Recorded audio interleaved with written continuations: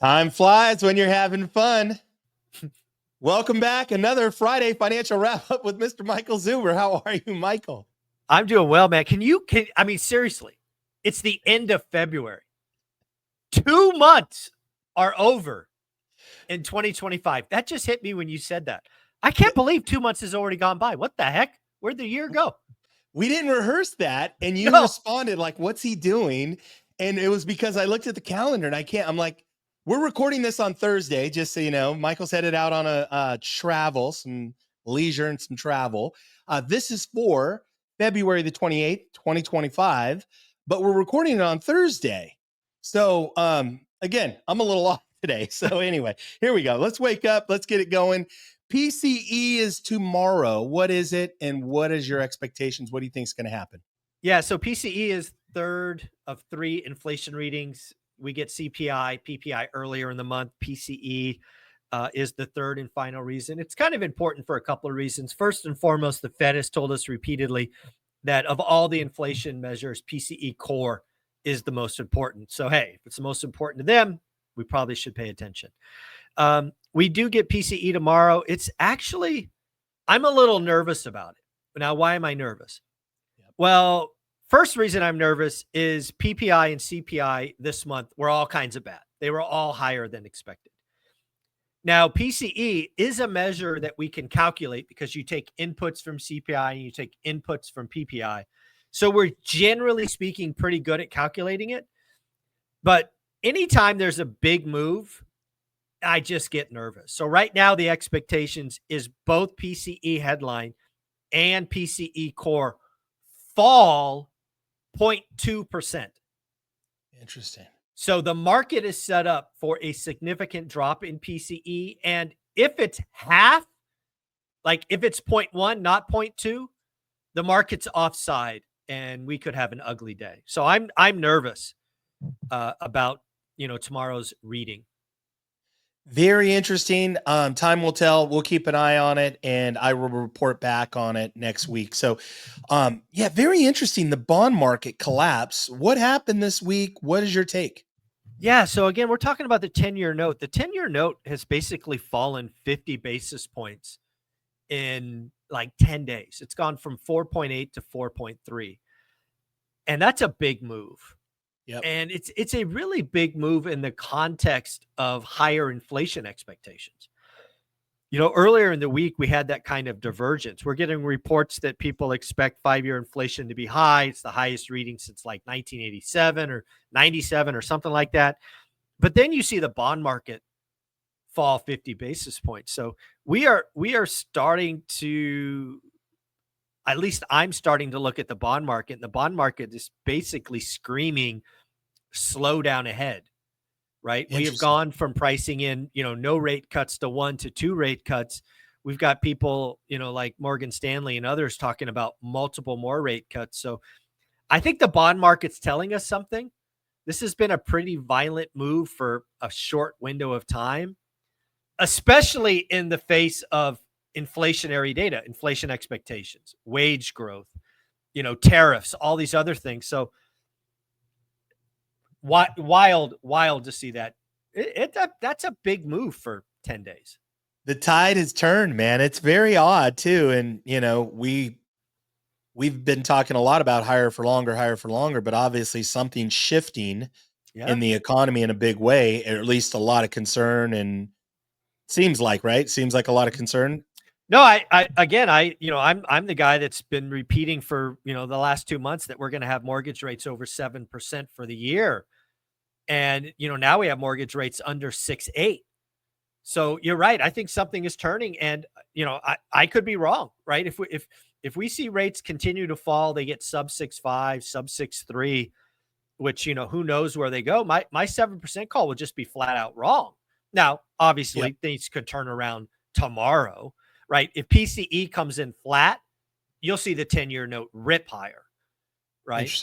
Because again, inflation is a bigger problem. But yeah, it certainly should get your attention when the bond market collapses half a percent in 10 days.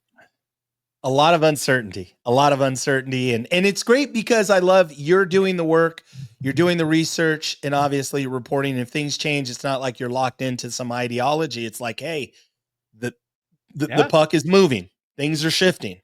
Yeah, that's why I've been doing the same routine every morning for 30 years, because it's always changing, it's always shifting, and I thoroughly enjoy trying to play the chessboard and make predictions. I thoroughly enjoy being right, but I got to tell you, I learn a lot more being wrong. So I have no problem saying, "Hey, got another one wrong. Boy, am I an idiot." But hey, it's an opportunity to learn. I love it. I take comfort. I was listening to an audiobook this morning, and then I was like, I know Michael's preparing for today. And it's like, well, maybe I should put on CNBC and it's back in the background. Anyway, let me keep going. Mortgage rates. What happened this week? What's your take? Yeah, so mortgage rates did not fall as precipitously, right? So the bond market 10-year being down 50 basis points, mortgage rates came down about 30 basis points, right? So mortgage rates aren't moving as quickly as violently, but there could be a lead lag. So, I think we now have mortgage rates below 6.8. Could we see 6.5? Maybe. I mean, again, it'll be something to watch. And again, if you get to a 6.5 mortgage rate as the spring selling season starts, things might get interesting. Might. Yeah, it's a weird time because some inventory is a little slow and sluggish while other stuff is still red hot. You see that rate come down. I mean, it could definitely shift. So very interesting. Let's talk about Fed speak. What did you see? What are your thoughts? Yeah, so Fed speak is becoming clearer and clearer. I think a couple of things were the theme of this week. One, they are not going to make any proactive moves on Trump proposed policies. They are only going to react when something goes into force, which is probably the right move for the Fed, right? Don't listen to all the pomp and circumstance. Wait till it's real. And I think that's the right move. Second, we are starting to see more and more Fed presidents talk about inflation. Inflation on balance is to the upside, right? Which is very different than they were looking at. And, so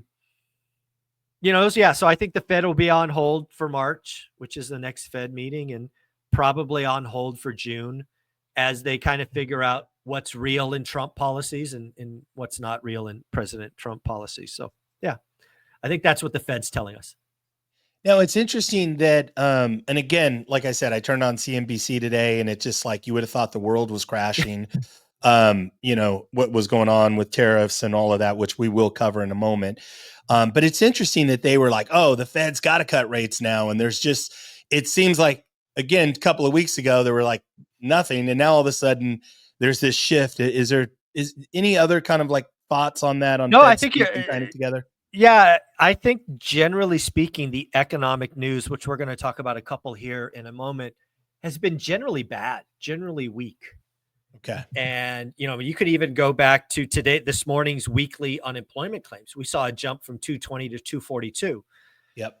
Those are thousands. Now, again, it's not any one number you never overreact to because this is a weekly number. But, as I said this morning, that's a yellow flag, right?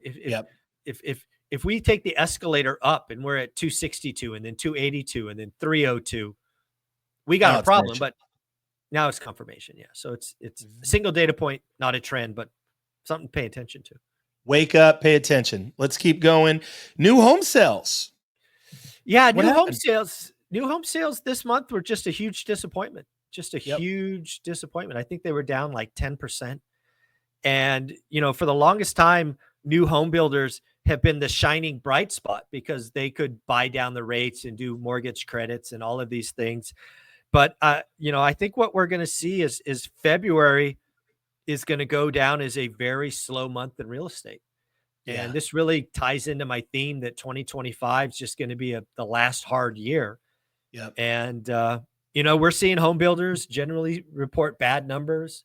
They're feeling margins are getting compressed. And, right now, new home builders have more finished product on the market than any time since like 2012 or something.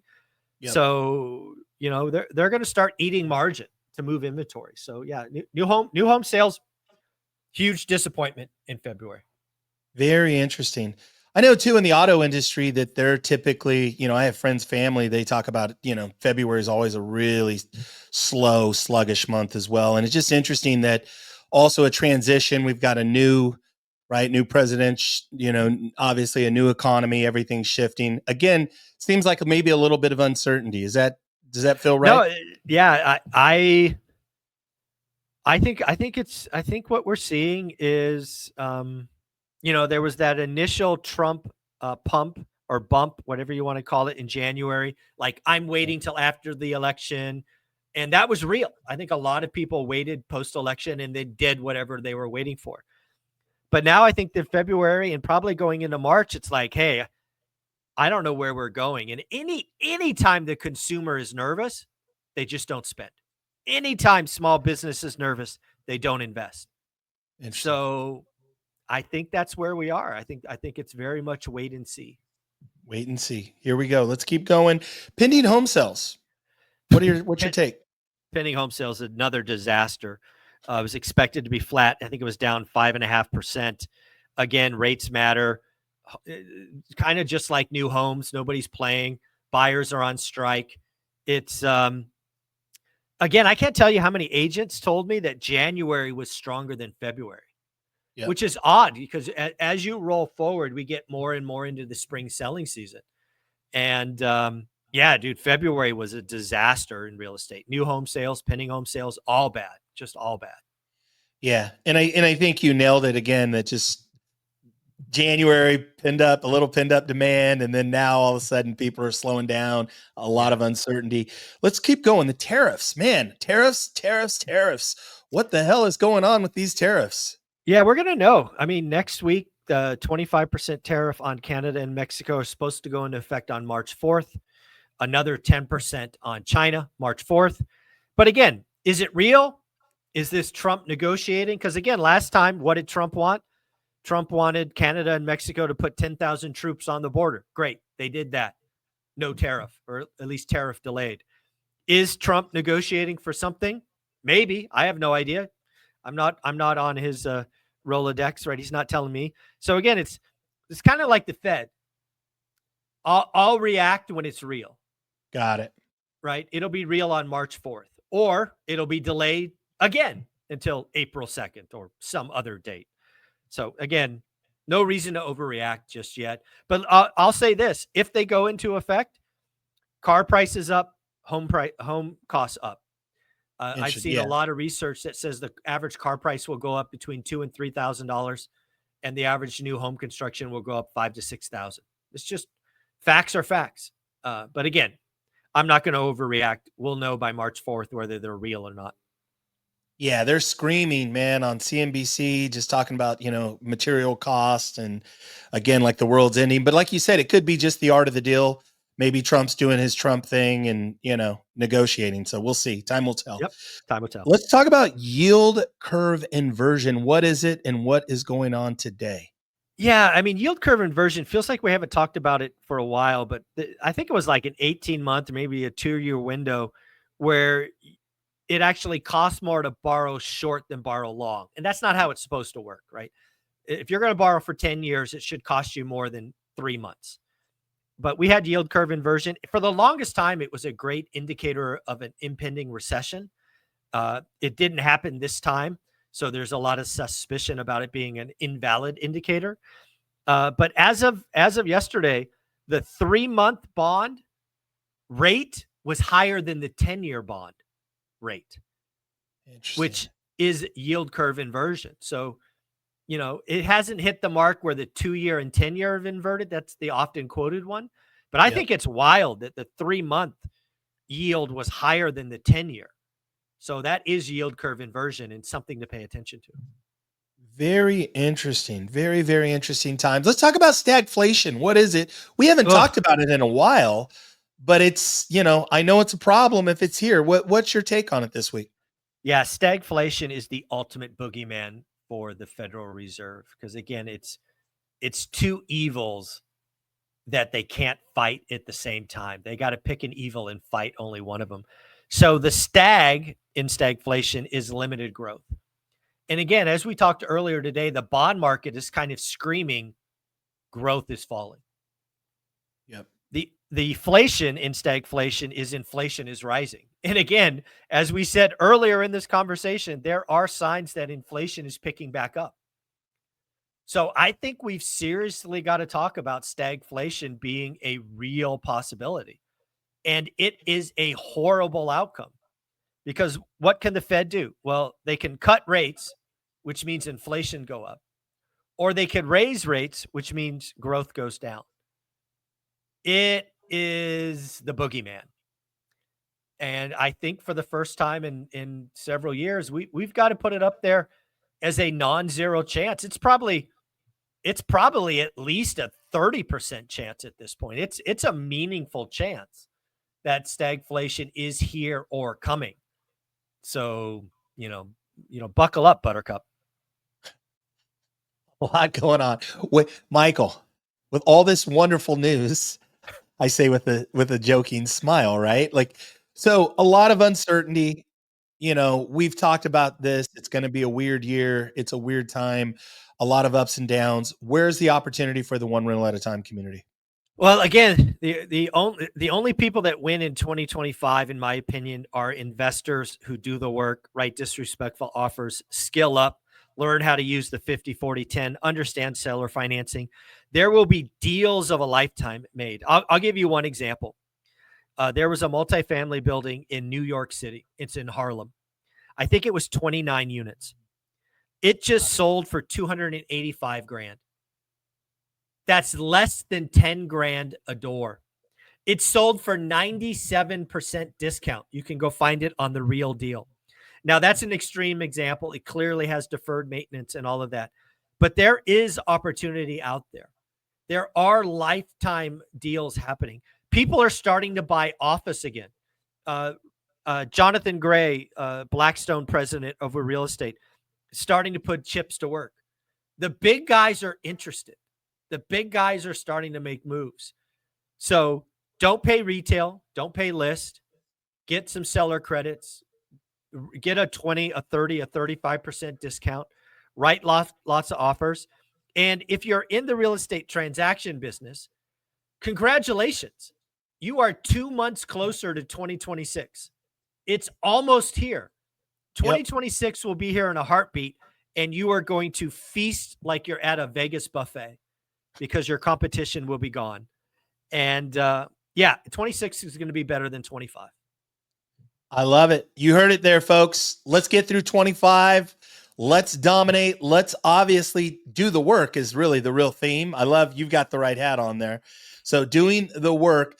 Michael is going to be traveling. So normally I would say have a great weekend, but I will say have some great travels. But I will be doing Friday financial news wrap up for, let's call it the next 2 weeks, 2.5 weeks.